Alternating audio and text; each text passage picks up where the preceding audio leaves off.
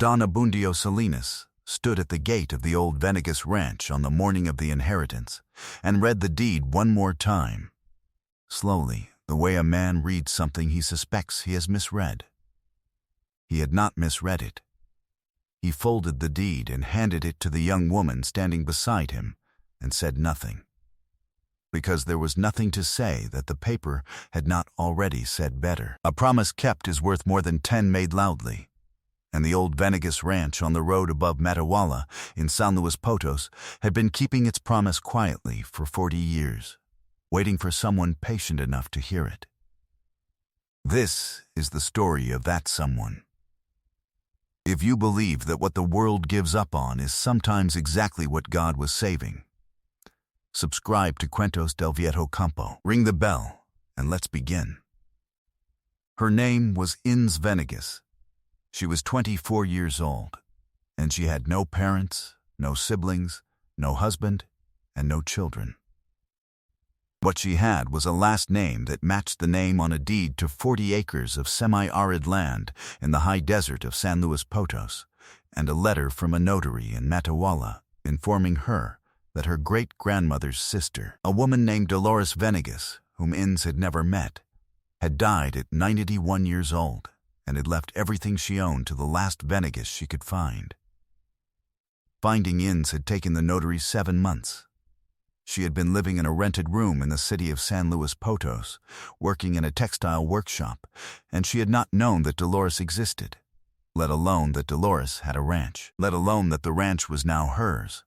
She had gone to Matehuala on a Tuesday in February, on the early bus, with a bag that held a change of clothes, a copy of her identification, the notary's letter, and the rosary that had been her mother's, a plain wooden rosary, the beads worn smooth from years of fingers, with a small silver medal at the center that had long since lost its engraving to handling. She had carried it in her pocket since her mother died when Inés was 16, not because she was particularly devout, but because it had been her mother's, and her mother was gone, and the rosary was what remained. The notary, Don Abundio, was a small, precise man who had been practicing in Matehuala for 30 years and who treated every document with the seriousness of a man who believes that paperwork is the skeleton of civilization. He had the deed ready. He had the keys ready. He had a map of the property drawn by hand on graph paper, which he presented to Inés with the care of someone handing over a living thing. "I should tell you," he said, before they drove up to the ranch, "that the people in town have opinions about that property."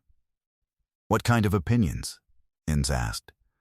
"The kind that people have about things they don't understand." He paused. "Don't let them discourage you before you've seen it for yourself." The town's opinions were not difficult to find. The woman at the general store where Inés stopped for water told her, without being asked, that the old Venegas ranch had been empty for 6 years, and that the roof had caved in on one side, and that anyone who tried to work that land in February was going to find out quickly why it had been empty. The man at the hardware store said the well was dry. A group of older men outside the municipal office looked at her when she passed with Don Abundio, and one of them said, "Just loud enough." Another one who thinks she's going to make something of that place. Inés heard it. She kept walking. The ranch was not what she had imagined, and it was not as bad as the town had said. The roof had partially collapsed on the left side of the main structure. That part was true, but the right side and the back room were sound, and the wooden walls, built from the dense desert timber the region had used for 2 centuries, were solid. The well was not dry, it was silted and needed clearing, which was a different problem and a solvable one. The land itself was dry and pale and scattered with wee sake and nopal, but along the north-facing slope, where the rock broke and the soil deepened, something was growing. Low, silvery gray plants in irregular rows, some of them taller than her knee, spreading across perhaps 3 acres of ground. She did not know what they were. Don Abundio did not know either. But before he left that first afternoon, he pointed to the back room, the one with the sound roof, and said, Dolores kept her papers in there. I never had cause to go through them. They're yours now.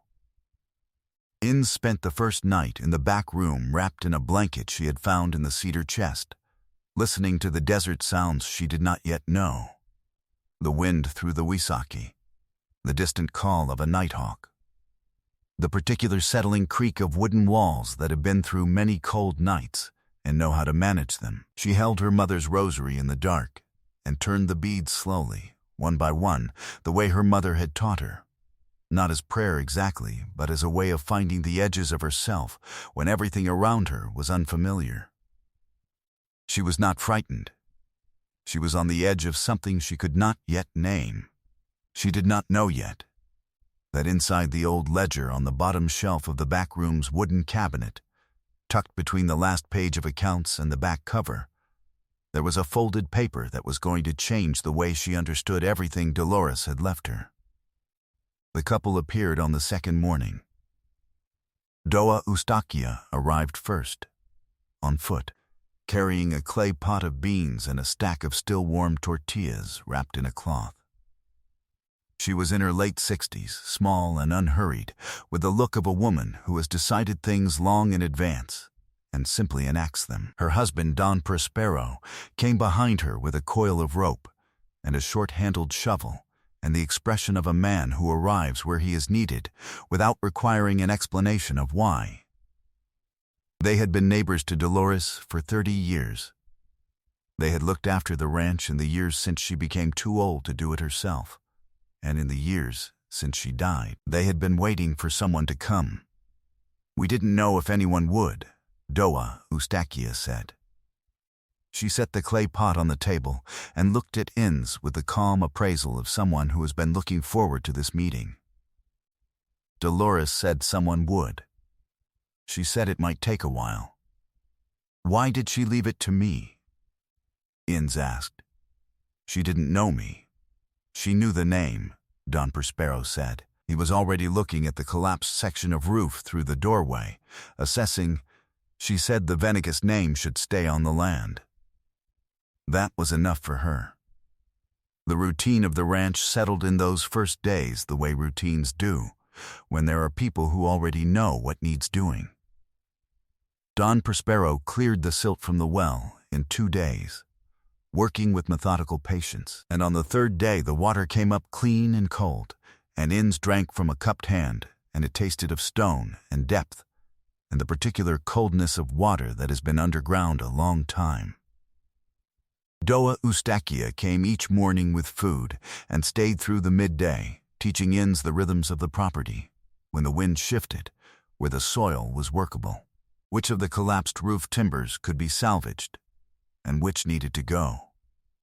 The rocking chair was on the porch, facing the valley. It had been there so long that the wood had taken on the gray of weathered things, but it was sound.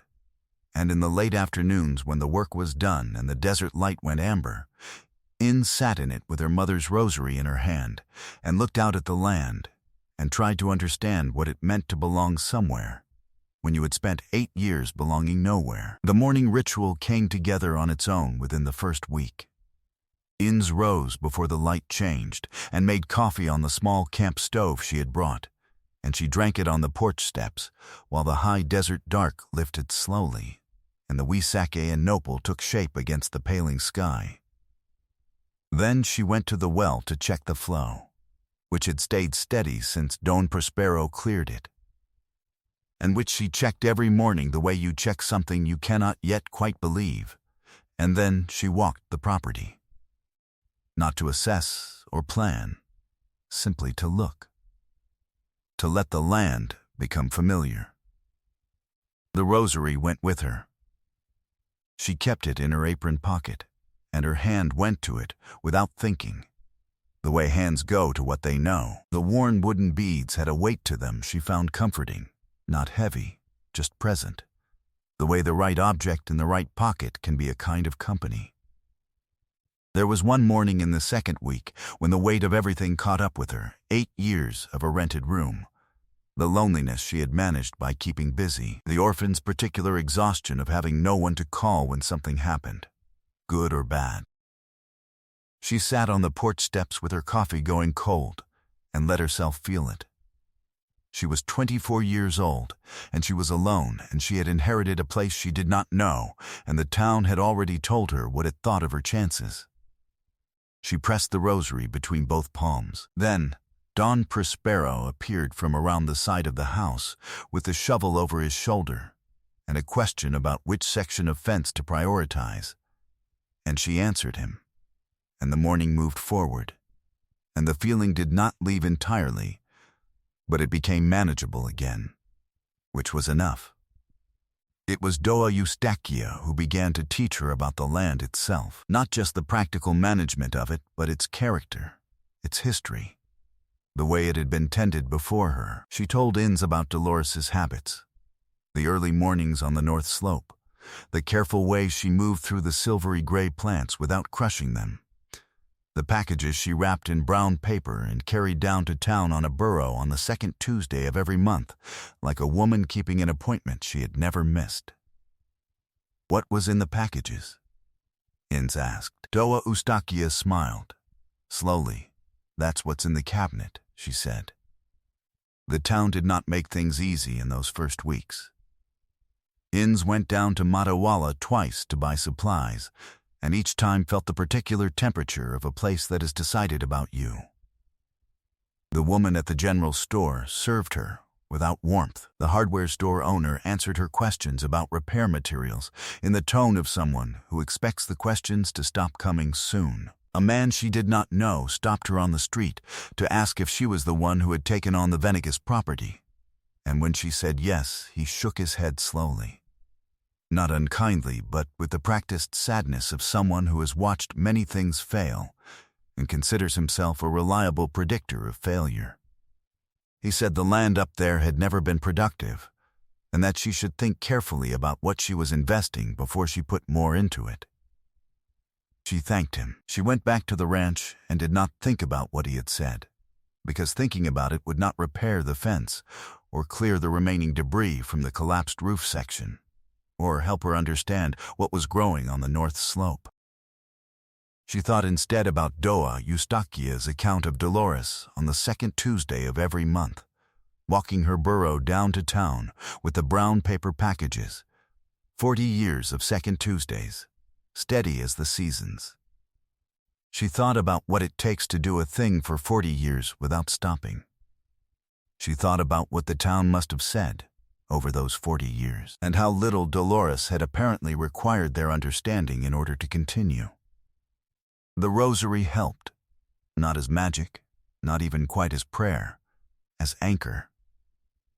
She held it in the evenings in the rocking chair and let the beads mark time, and the desert darkened around her, and the huizaque smelled of something dry and faintly sharp, and the stars over San Luis Potos were extraordinary in a way she had never seen from the city, and the land was hers, and she was still here. On a Wednesday afternoon, 3 weeks after Inns arrived, she sat down with the ledger. It was bound in cloth with a paper label on the spine that read in faded ink, Preparaciones. D. Venegas, 1978-2014. It was not a recipe ledger for food. It was a record of medicinal preparations, page after page in Dolores's precise handwriting.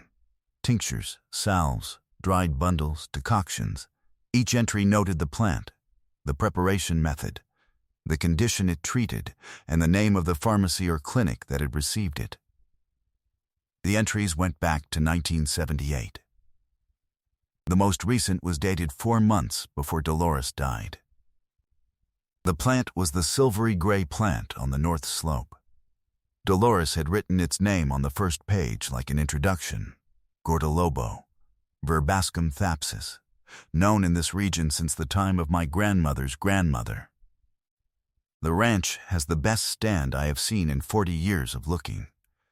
I have been supplying the pharmacies and the clinic in Matawala since 1978. They have never failed to come. Inside the ledger there was a folded paper.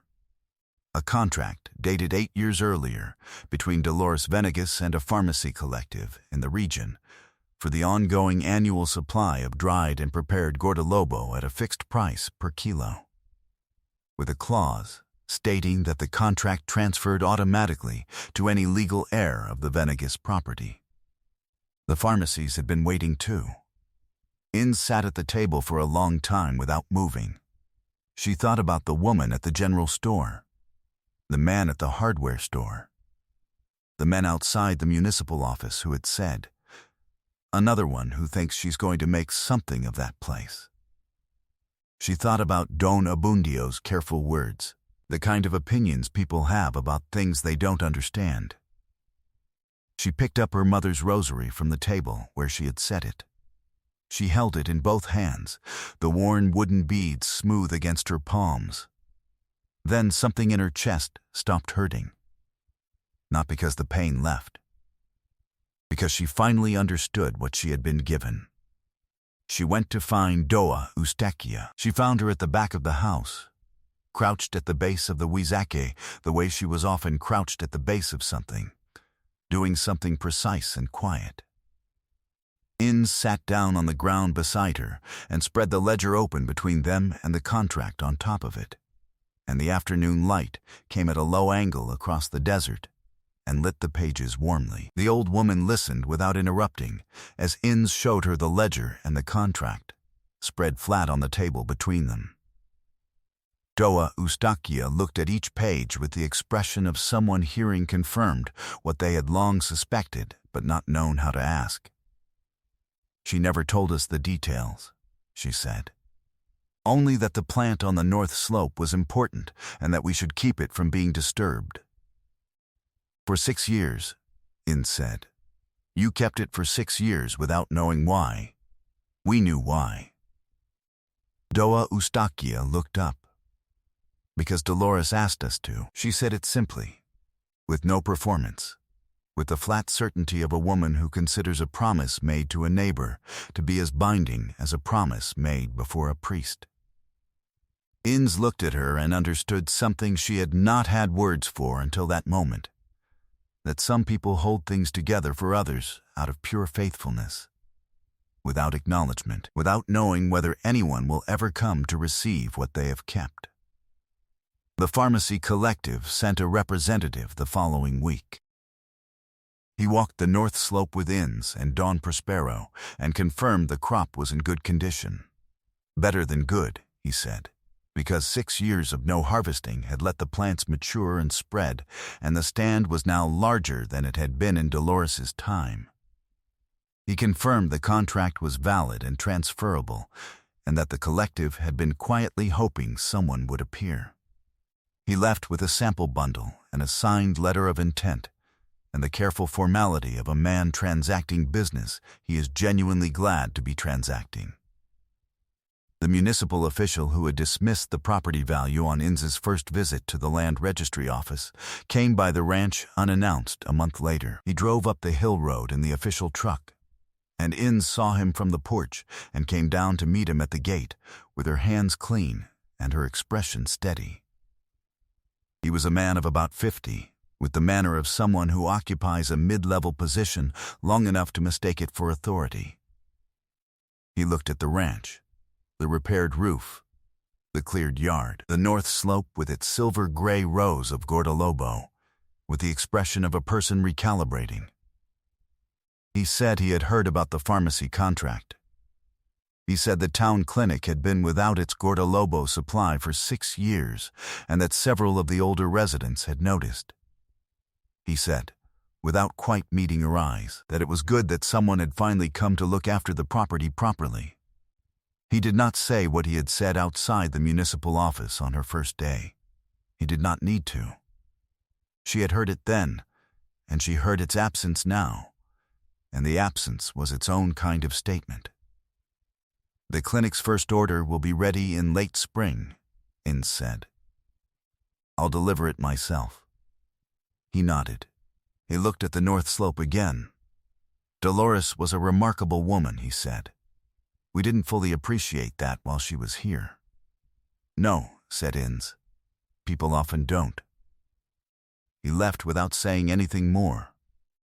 She watched the truck go back down the hill road, and then she turned and looked at the Gordolobo on the slope, silver in the afternoon light. And she thought that Dolores would have found this moment unremarkable, because Dolores had not needed the town's appreciation in order to know the value of what she was growing.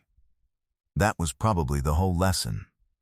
That was probably what the ranch had been trying to teach her since the first morning.